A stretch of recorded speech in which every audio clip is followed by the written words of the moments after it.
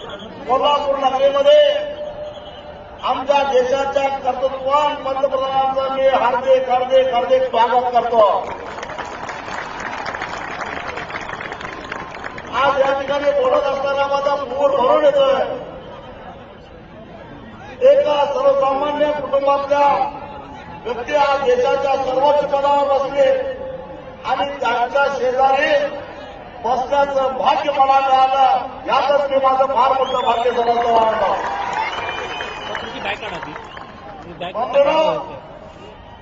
या देशामध्ये परिवर्तनाची लाट आलेली आहे आणि महाराष्ट्रामध्ये सुद्धा परिवर्तनाची लाट आलेली आहे आणि या लाटेमध्ये भले वाहून गेल्याशिवाय राहणार नाही याची मला खात्री आहे. टोल माफिया वाहून जाणार आहेत, वाळू माफिया वाहून जाणार आहेत, साखर सम्राट वाहून जाणार आहेत, सगळ्यांचं वाटोळं होणार आहे आणि जो सामान्य माणूस आहे तो मोठ्या अपेक्षेनं आज मोदी साहेबांच्याकडे बघतो. तो सामान्य माणूस चमत्कार करून खऱ्या अर्थानं या शाहू महाराजांच्या जिल्ह्यामध्ये परिवर्तन घडवणार आहे याची आम्हाला सगळ्यांना खात्री आहे. आदरणीय मोदी साहेबांच्या मी विनंती करणार आहे, कारण आजचे दिन कुठं आले तसं पवार साहेब सातत्यानं म्हणतात. त्यांना मला एवढंच सांगायचं की गेल्या 100 दिवसामध्ये पेट्रोलचे दर 7 रुपयानं कमी केले, यालाच आजचे दिन म्हणतात. डिझेलचे दर 2 रुपयानं कमी झाले, यालाच आजचे दिन म्हणतात. सर्वसामान्य माणसाला गॅस सहजपणे मिळायला लागला, यालाच आजचे दिन म्हणतात. मोदी सरकारनं आल्या साखर उद्योगाच्या बाबतीत अत्यंत धाडसी पाऊल उचलून आमच्या देशाचं जे काही परकीय चलन क्रूड ऑइलच्या आयातीवर खर्च होत होता तो कमी करण्यासाठी 10% इथेनॉल पेट्रोलमध्ये मिक्स करण्याचं धोरण राबवलं, याला आजचे दिन म्हणतात. त्याचे परिणाम दिसणार आहे.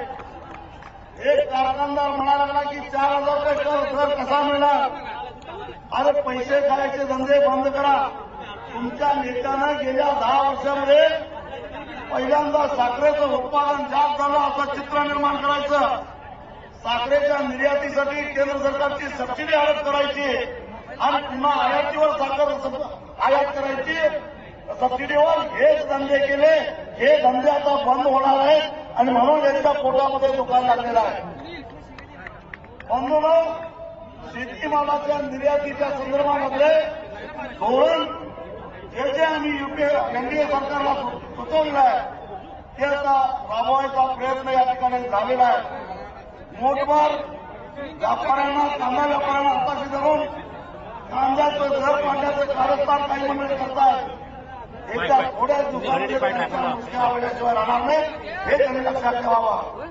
आणि मला खात्री आहे आम्ही आमच्या देशाच्या पंतप्रधानांच्याकडे आम्हाला जे काय पाहिजे ते आम्ही जाऊन मागू, आम्ही सांगू.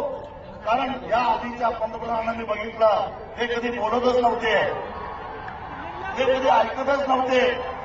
त्यांच्याकडे काही मागायला गेलं तर आमच्या मंत्र्याकडे जा, तमक्या मंत्र्याकडे जा असं सांगत होते. आम्ही मात्र आमच्या प्रधानमंत्र्यांना थेट भेटून आम्ही आमच्या व्यथा सांगू शकतो.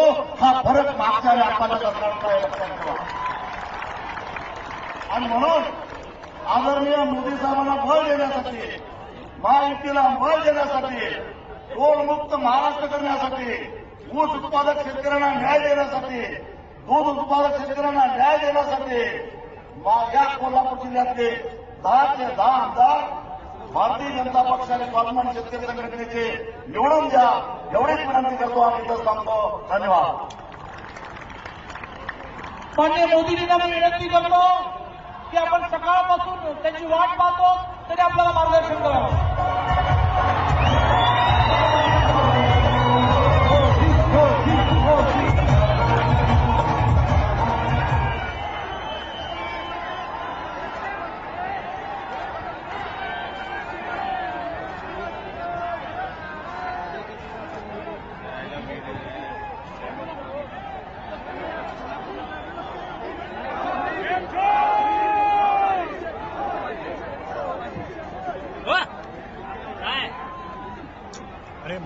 पाहिजे त्यांच्या आम्हाला नको काय इकडे या ना थोडंसं तिकडे सांगा ना मग. मंचावर बसलेले खासदार स्वाभिमान शेतकरी संघटन पार्टीचे नेते, माझे परममित्र राजू शेट्टी,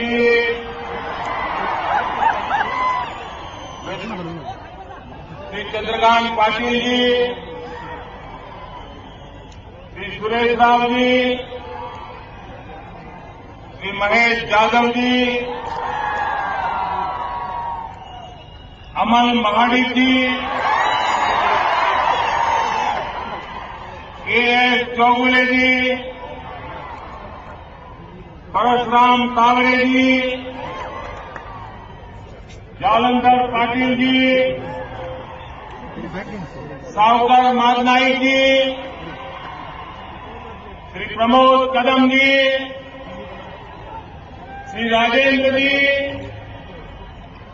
श्री अमर पाटिल जी और विशाल संख्या में पधारे हुए कोल्हापुर के प्यारे भाइयों और बहनों,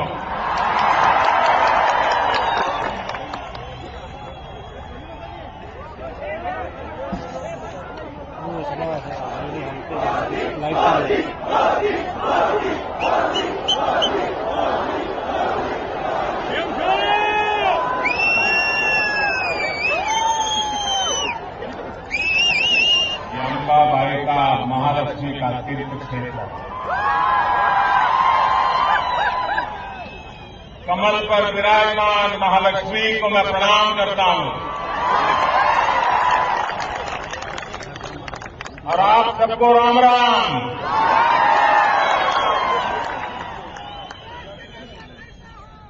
मैं आज मां के चरणों में तो नहीं जा पाया हूं, लेकिन मां महालक्ष्मी को मैं प्रार्थना करता हूं कि हिंदुस्तान पर इतनी लक्ष्मी की वर्षा करे, इतनी लक्ष्मी की वर्षा करे कि मेरा देश मुसीबतों से बाहर आ जाए। और इतना ही नहीं, मैं साहू जी महाराज की भूमि पर आया हूं।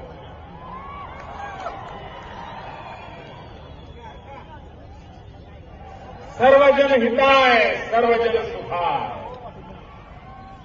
गरीब हो, पिछड़े हो, दलित हो, शोषित हो, उनका कल्याण कैसे किया जाए, छत्रपति साहू महाराज जी से बढ़कर के कोई नहीं बता सकता।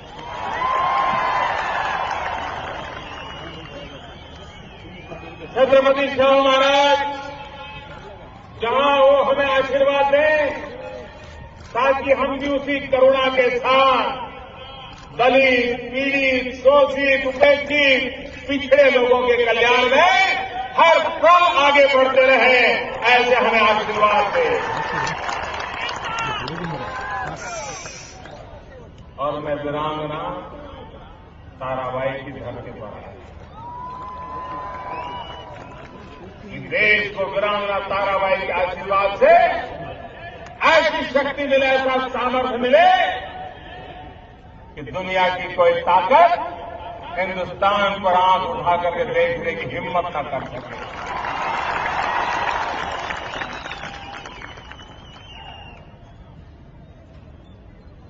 मेरे कोल्हापुर के भाइयों बहनों, मैं कोल्हापुर पहले भी आया था, एक कोने में छोटी सभा थी, और आज ये विराट जनसागर देख रहा हूं।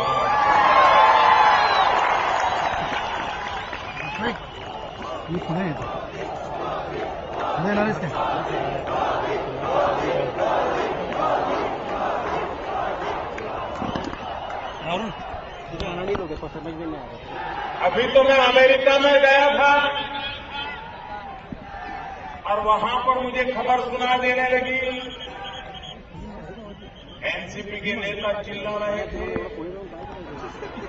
कांग्रेस के नेता चिल्ला रहे थे कि मोदी का महाराष्ट्र में क्या काम है, बार बार क्यों आना चाहते हैं, क्यों यहां आना चाहते हैं,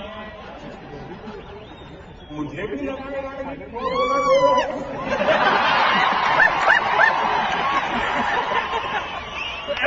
पहले तो कभी कोई नाराज नहीं होता था, पहले भी मैं आता था, पहले कभी गुस्सा नहीं होता। इन दिनों गुस्सा क्यों हो रहा है? तो कल जब से मैं भीड़ से शुरू किया है, ये जल सागर को मैंने देखा है, यही तो कारण है जो परेशान है। ये मोदी के कारण परेशान नहीं है, ये परेशान एक जन सैलाब के कारण है। अब शरद राव राजनीति के बड़े चतुर इंसान हैं। नैया जब डूबने वाली होती है तो भागना उनको बराबर आता है।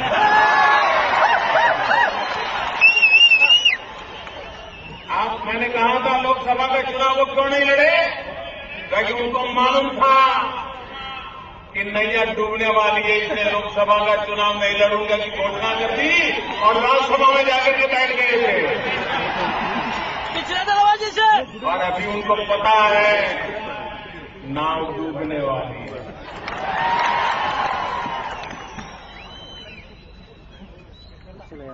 छोड़ करके भाग गए। भाइयों बहनों, अब मुझे पता चला मोदी के आने की परेशानी का कारण मोदी नहीं, ये विराट जल सागर है, विराट जल सागर।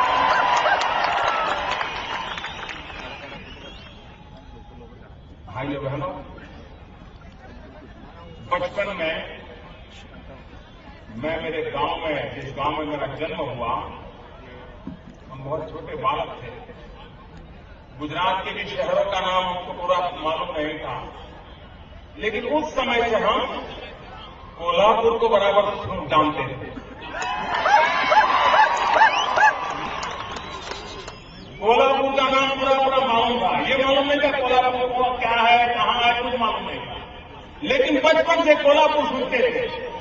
उसका कारण ये था कि मेरे गांव के कई परिवार यहां कोल्हापुर में गुड़ का बिजनेस करने के लिए आए हुए हैं। यहां कहीं बैठे होंगे। बहुत सारे परिवार मेरे अपने गांव के यहां रहते हैं, और वे जब आते थे तो हमको वो बहुत बड़े इंसान लगते थे। हम उनको देखने के लिए खड़े रहते थे और पता चलता था कोल्हापुर में बड़े गुड़ का व्यापार करते हैं। ये इसके कारण मैं कोल्हापुर को सबसे जानता हूं। और आज उस कोल्हापुर की धरती का आशीर्वाद मुझे इतना मिल रहा है, इससे बड़ा सौभाग्य क्या हो सकता है।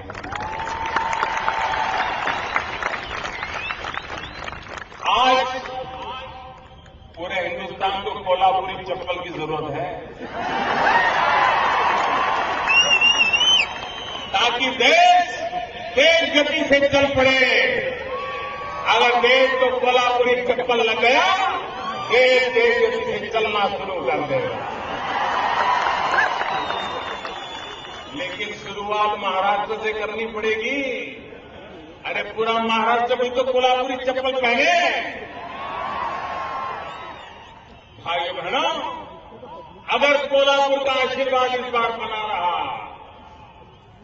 एनसीपी कांग्रेस का अगर सफाया हो गया, तो आप मान लीजिए भाजपा की पूर्ण बहुमत वाली सरकार बनना निश्चित है। और 15 साल से महाराष्ट्र की विकास यात्रा जो रुकी पड़ी है, महाराष्ट्र जो गड्ढे में जाकर के गिरा है, उसको बाहर निकालने में हम सफल हो जाएंगे, ये विश्वास दिलाने के लिए मैं आया।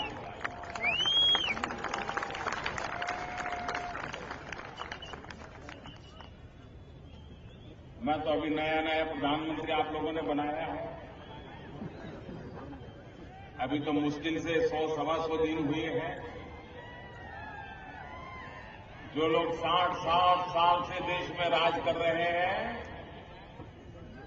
वे आजकल मोदी का 60 दिन के काम का हिसाब मांग रहे हैं। अरे भाई, पहले तुम तो अपने 60 साल का हिसाब दो, उसके बाद मोदी से 60 दिन का हिसाब मांगो।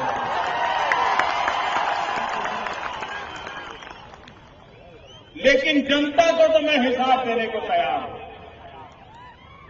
जनता को मैं एक एक मिनट का हिसाब देने को तैयार हूं, पल पल का हिसाब देने को तैयार हूं, पाई पाई का हिसाब देने को तैयार हूं, क्योंकि मैं जनता से बंधा हूं।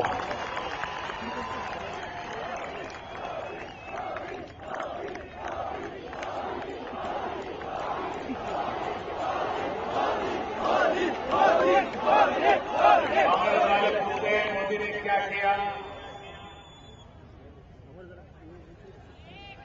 मोदी ने कुछ नहीं किया, जो कुछ किया 125 करोड़ देशवासियों ने किया।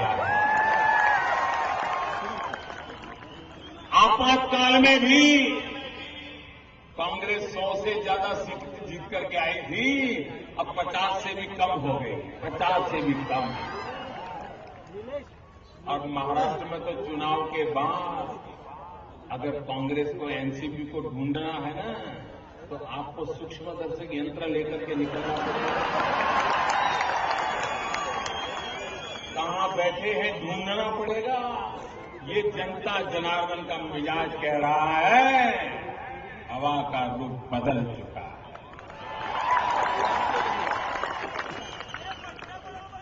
जो पॉलिटिकल पंडित लोकसभा के चुनाव में गलती कर गए, उनका लेखा जोखा गलत निकला। उनको लगता था लोकसभा में भाजपा को 125 सीट मिलेगी, फिर लगने लगा 150 मिलेगी, फिर लगने लगा 175 मिलेगी, फिर सोचने लगने नहीं 182 से तो आगे नहीं जा सकते, 182 से अटक जाएंगे।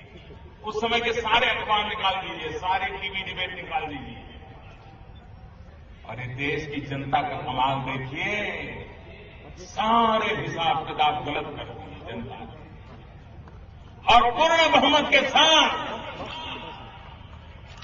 दिल्ली में सरकार बनाई देश की जनता ने। 30 साल के बाद पहली बार पूर्ण बहुमत के साथ सरकार बनाई।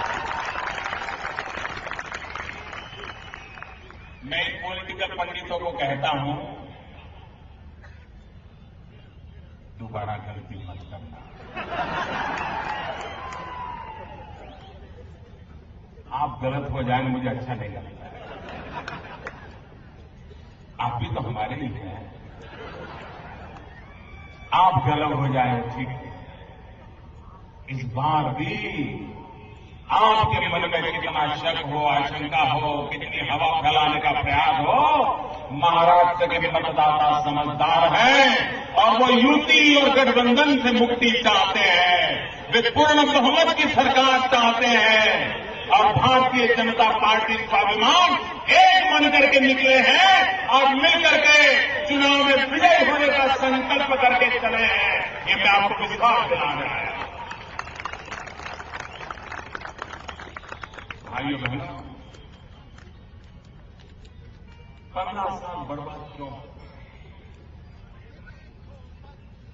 लूटने में कुछ छोड़ा है क्या? कुछ बचा है क्या? अरे आप भी अपने जेब में देखिए, कभी न कभी तो इन लोगों ने आपके जेब में भी हाथ डाला ही होगा। अरे बच्चों के मध्याह्न भोजन में से जो लूट गए, वो आप में से क्या नहीं लूटा होगा, उसका आप अंदाज कीजिए। क्या महाराष्ट्र को लूटने देना है? मुझे आप सबका जवाब चाहिए, पूरी ताकत से जवाब चाहिए। क्या महाराष्ट्र को लूटने देना है? क्या महाराष्ट्र को बर्बाद होने देना है? क्या महाराष्ट्र के विकास को आगे बढ़ाना है कि नहीं बढ़ाना? बढ़ाना है कि नहीं बढ़ाना?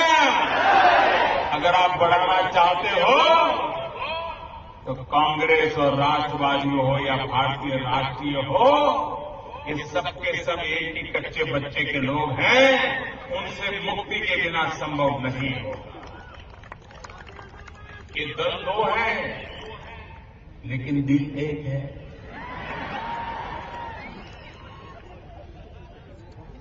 नाम राष्ट्रवादी कांग्रेस हो या नाम भारतीय राष्ट्रीय कांग्रेस हो, ये कोई राष्ट्रवादी नहीं है, ये सारे भ्रष्टाचारवादी है।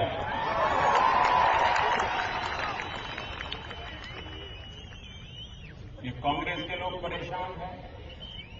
इन दिनों अखबारों में आर्टिकल छपते हैं, ये मोदी बड़ा कमाल का है, उसने कांग्रेस वालों से गांधी को भी छीन लिया।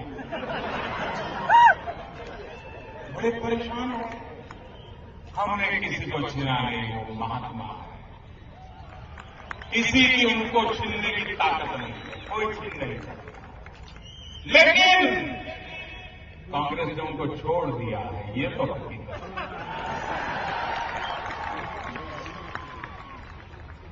इसी मैदान में 1925 मार्च महीने में महात्मा गांधी आए, इसी मैदान में आए और इसी मैदान में महात्मा गांधी ने जनसभा में यहां पर एक शिलान्यास का कार्यक्रम किया था। मार्च 1925 महात्मा गांधी के हाथों से यहां एक शिलान्यास हुआ था चरखा आश्रम का। भाई कोल्हापुर में कहीं चरखा आश्रम बना है क्या? कहीं दिखता है क्या? महात्मा गांधी ने शिलान्यास किया, कुछ आगे हुआ क्या? कांग्रेस वाले राज करते थे कि नहीं करते थे? चलिए, देश जब तक गुलाम था नहीं बन पाया, मान लिया, लेकिन आजाद होने के बाद तो कुछ करना चाहिए कि नहीं करना चाहिए था? किया क्या? उन्होंने गांधी के साथ लोग किया कि नहीं किया? जिस इमारत का, जिस सपने का महात्मा गांधी ने शिलान्यास किया था, इतने साल तक आपने राज किया, लेकिन आपको सपना पूरा करने की याद नहीं आई। किसने गांधी को छोड़ा? आप बताइए, गांधी को किसने छोड़ा?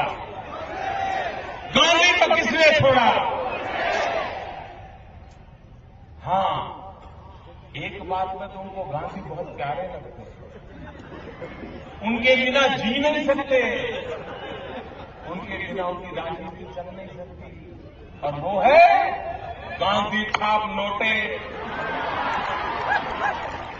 उनको गांधी नहीं चाहिए, सिर्फ गांधी छाप नोटे चाहिए, नगद चाहिए, और इसीलिए देश बर्बाद हुआ है। आप मुझे बताइए, ये हमारा हिंदुस्तान हजारों साल से है कि नहीं है? ऐसे नहीं, वो खड़े हैं, उन्होंने भी जवाब देना पड़ेगा। भूख लगी होगी आप लोगों को, लेकिन जवाब देना पड़ेगा। हजारों साल से हिंदुस्तान खड़ा है कि नहीं खड़ा है? ये देश है कि नहीं है? हजारों साल का इतिहास है कि नहीं है? संस्कृति है कि नहीं है? विरासत है कि नहीं है? आजादी के पहले हिंदुस्तान था कि नहीं था? आजादी के बाद हिंदुस्तान था कि नहीं था? कांग्रेस के राज में हिंदुस्तान था कि नहीं था? लेकिन क्या कभी दुनिया में हिंदुस्तान का डंका बजता था क्या? बजता था क्या? सोना की चिड़िया कहलाने वाला देश आजादी के बाद दुनिया की नजर से उतर गया। क्या कारण? और आज डंका बज रहा है कि नहीं बज रहा है? हिंदुस्तान का डंका इस दुनिया में बज रहा है, ये बज रहा है। अभी अभी अमेरिका में हिंदुस्तान का डंका बजा कि नहीं बजा? चारों तरफ बजा कि नहीं बजा? क्यों बजा? क्यों बजा? क्या कारण है कि दुनिया में डंका बज गया? मोदी नहीं, ये जादू मोदी का नहीं है, ये करिश्मा मोदी का नहीं है, ये दुनिया में डंका बजा है 125 करोड़ हिंदुस्तानियों के कारण बजा है, आपके कारण बजा है। क्योंकि आपने पूर्ण बहुमत के साथ दिल्ली में एक सरकार को बनाया, एक मजबूत सरकार बनाई है आपने। अब इसके कारण सारी दुनिया को पता है कि मोदी अकेला नहीं है, 125 करोड़ देशवासी उसके पीछे खड़े हुए हैं और इसलिए दुनिया हिंदुस्तान को अब मानने लग गई है। ये आपके कारण है। क्या आप महाराष्ट्र को भी दुनिया माने ऐसा चाहते हो नहीं चाहते हो? पूरी दुनिया में महाराष्ट्र का जयकार होना चाहिए कि नहीं होना चाहिए? छत्रपति शिवाजी महाराज की पुण्यभूमि विश्व में उसका नाम होना चाहिए कि नहीं होना चाहिए? होना चाहिए कि नहीं होना चाहिए? हिंदुस्तान में महाराष्ट्र का जय जयकार होना चाहिए कि नहीं होना चाहिए? अगर ये करना है तो महाराष्ट्र में भी पूर्ण बहुमत वाली मजबूत सरकार बनानी होगी। बनाएंगे, पक्का बनाएंगे। भारतीय जनता पार्टी का तो मंत्र है सबका साथ, सबका विकास। न जात पात में भेद हो, न पंथ संप्रदाय में भेद हो, न गरीब अमीर में भेद हो, न पढ़े लिखे और अनपढ़ के बीच भेद हो, न शहरी और ग्रामीण में भेद हो। सारा मेरा महाराष्ट्र एक है। हम सबका साथ लेकर के सबका विकास करना चाहते हैं और इसलिए मैं आज भारतीय जनता पार्टी को विजयी बनाने के लिए आपके पास वोट मांगने के लिए आया। भाई बहनों, ये कांग्रेस वाले पूछते हैं मोदी ने क्या किया? कि कांग्रेस की सरकार ने इस देश में 32 लाख परिवार, आपको जानकर के हैरानी होगी, 32 लाख परिवार ऐसे थे जिनके घर सरकार की तरफ से पेंशन का मनी ऑर्डर जा रहा था। कितना? किसी को 50 रुपया, किसी को 100 रुपया, किसी को 200 रुपया। अरे ऑटो रिक्शा लेकर के पोस्ट ऑफिस में अगर वो अपना ये पेंशन लेने जाए ना तो आधा पैसा तो ऑटो रिक्शा के किराए में चला जाए। आप मुझे बताइए, क्या ये गरीब के साथ मजाक है कि नहीं? भाई बहनों, मेरी सरकार ने एक फैसला कर लिया कि कोई भी व्यक्ति जो सरकार से पेंशन लेता है, भले आज उसको 50 रुपया मिलता हो, 100 रुपया मिलता हो, 200 रुपया मिलता हो, अब किसी को भी 1000 से कम नहीं दिया जाएगा। 32 लाख गरीब परिवारों को, 32 लाख गरीब परिवारों को मेरी सरकार ने फैसला कर दिया। कुछ को चेक जाना शुरू हो गया। काम ऐसे होता है। ये सरकार गरीबों के लिए है। कुछ लोग मुझे कहते हैं मोदी जी 5 महीने हो गए, कोई बड़ा विजन बताओ, बड़ा विजन।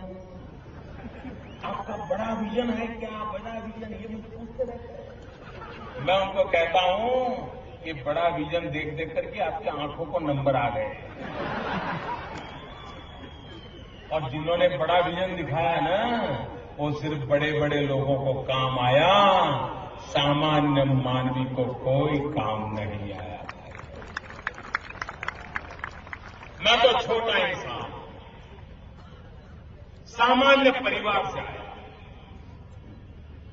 मैं गरीबी में पला हूं, गरीबी में पड़ा हूं। गरीबी क्या होती है वो मुझे मालूम है। परिवार में मां बीमार हो और डॉक्टर को पैसा के देना हो तब कितनी दिक्कत होती है वो अपनी आंखों से देखा हुआ है। मुझे गरीबी का पता है। मैं छोटा इंसान, सामान्य परिवार से आया। और इसलिए मैं छोटा छोटा ही सोचता हूं और छोटे छोटे लोगों के लिए ही सोचता हूं। लेकिन मैं छोटे छोटे लोगों के लिए बड़े बड़े काम करने के लिए आया हूं। मुझे छोटे छोटे लोगों के लिए बड़े बड़े काम करने, ये सपना लेकर के निकला हूं। और इसलिए मुझे भाइयों बहनों आपके आशीर्वाद चाहिए। और एक बात मान लीजिए भाई, कोई मुझे बताइए, 125 करोड़ देशवासी मां महालक्ष्मी के दर्शन करना चाहते कि नहीं चाहते? अगर देशवासी हम महालक्ष्मी आना शुरू कर दें तो कोल्हापुर को रोजी रोटी के लिए कहीं जाना पड़ेगा क्या?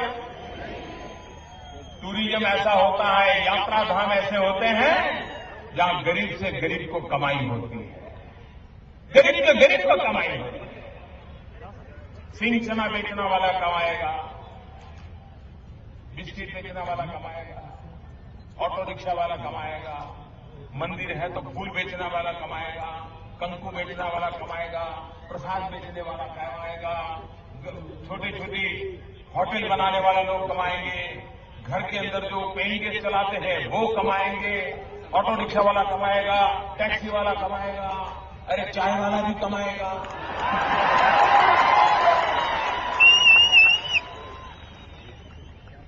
अगर ये महालक्ष्मी के भारत के तीर्थ क्षेत्रों में उसको अगर स्थान दिया गया होता तो आज मेरा कोल्हापुर कहां से कहां पहुंच गया।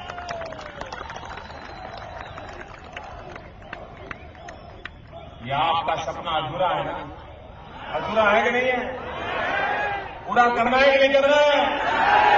हम पे भरोसा कीजिए भाइयों बहनों।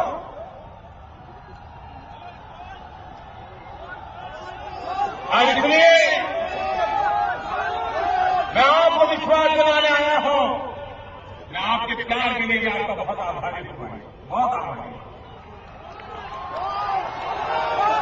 आप जो मुझसे प्रेम रक्षा कर रहे हो, यही तो ताकत है। लोग मुझे बार बार पूछते रहते हैं, मोदी जी कौन सी एनर्जी है आप में? यही मेरी एनर्जी है, यही मेरी शक्ति है।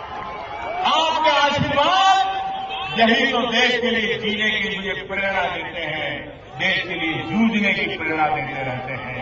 ये आपके आशीर्वाद यही मेरी सबसे बड़ी ताकत है, यही मेरा सबसे बड़ा संबल है।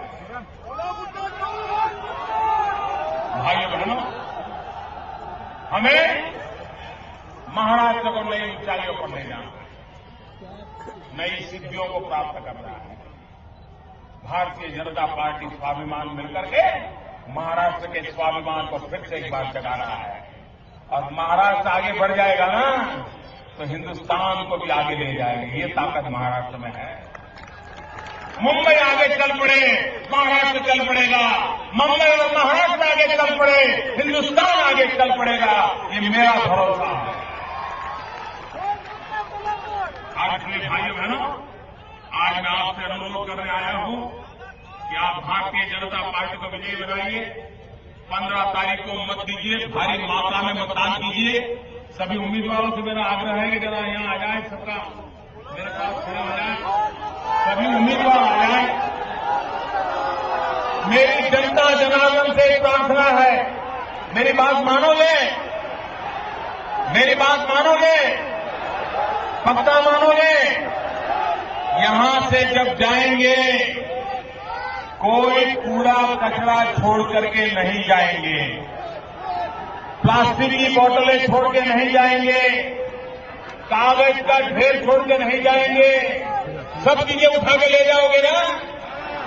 ये भारत माता हमारी है, ये महालक्ष्मी मां की भूमि है, ये साहू जी महाराज की भूमि है, ये ताराबाई की भूमि है, ये छत्रपति शिवाजी महाराज की भूमि है। उसको गंदा करने का हमें अधिकार नहीं है, उसे गंदा करने का हमें अधिकार नहीं है।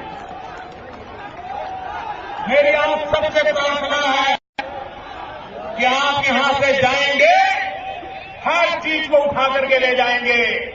ये सफाई करने वालों का काम नहीं है, हम भी भारत मां के संतान हैं, ये सफाई करना हमारा भी काम है। करोगे? पक्का करोगे? अरे कोल्हापुर के लोगों पर मेरा ज्यादा भरोसा है, जरूर करके जाओगे। भारतीय जनता पार्टी को विजय बनाइए। मेरे साथ दोनों मुट्ठी बंद करके बोलिए, भारत माता की। ऐसे नहीं, भारत माता की, भारत माता की, भारत माता की।